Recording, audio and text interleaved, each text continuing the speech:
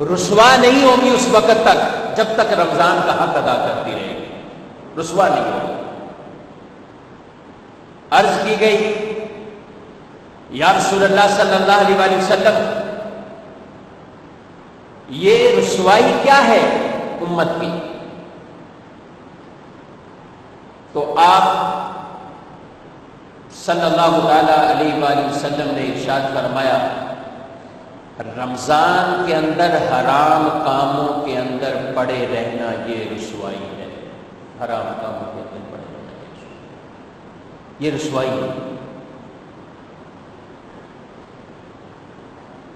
فرمایا جس نے رمضان کے اندر بدکاری کی اور وہ شخص اگر اگلے رمضان سے پہلے مر جاتا ہے، انتقال کر جاتا ہے، تو اس کے پاس کوئی ایسی نیکی نہیں ہوگی جو اس آدمی کو جہنم سے بچا سکے۔ تو فرمایا رمضان کے معاملے میں اللہ سے ڈرو، جس طرح نیکیاں بڑھ جاتی ہیں گناہ کا معاملہ بھی ایسے ہے۔ ایک طرف نظر نہیں رکھو کہ ہم دیکھیں کہ نفل کا ثواب فرض کے برابر، فرض کا ثواب 70 گنا، روزے کا ثواب اتنا زیادہ، صدقے کا ثواب اتنا زیادہ، افطار کروانے کا ثواب اتنا زیادہ، اور دوسری طرف ہم آ جائیں تو گناہ کے معاملات کو نارمل ہی لیتے رہے،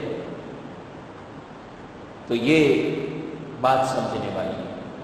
ہم حج عمرے کے لیے جاتے ہیں، حرم شریف کی ایک نیکی لاکھ کے برابر ہے، ایک نیکی لاکھ نیکی بالکل ہے۔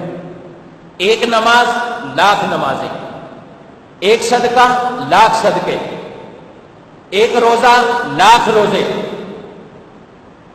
مگر یاد رکھیں دوستو ایک گناہ لاکھ گناہ یہ بھی ساتھ ساتھ شامل ہے۔ ایک گناہ کا کام ہوا، لاکھ گناہ اس کے جو ہے وہ نامہ اعمال کے اندر ہے۔